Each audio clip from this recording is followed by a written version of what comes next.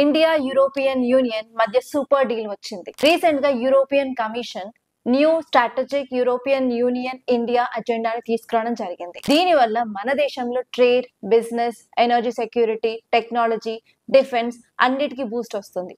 అసలు ఇదేంటో తెలుసుకుందాం.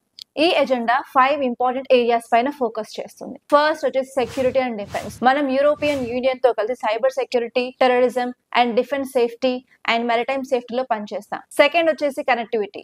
మనం ఐఎంఈసి లాంటి ప్రాజెక్ట్స్ ని స్పీడప్ చేసేసి ట్రాన్స్పోర్టేషన్ కనెక్టివిటీని ఇంప్రూవ్ చేస్తాం. థర్డ్ వచ్చేసి ప్రాస్పెరిటీ. సో మనం ఫ్రీ ట్రేడ్ అగ్రిమెంట్స్ ద్వారా ట్రేడ్ ని డబుల్ చేస్తాము. దాంతో పాటు మన ఎకనామీలో జాబ్స్ ని కూడా బూస్ట్ చేయడానికి యూజ్ అవుతుంది. అండ్ ఫోర్త్ వచ్చి సస్టైనబిలిటీ. ఎస్పెషలీ మనం clean energy like solar and wind మీద ఫోకస్ చేస్తాం కాబట్టి ఎనర్జీ సెక్యూరిటీని బూస్ట్ చేయొచ్చు. అండ్ లాస్ట్ వచ్చేసి టెక్నాలజీ అండ్ ఇన్నోవేషన్. ఇందులో భాగంగా మనం కొత్త టెక్నాలజీని షేర్ చేయడానికి వీలుగా ఉంటుంది.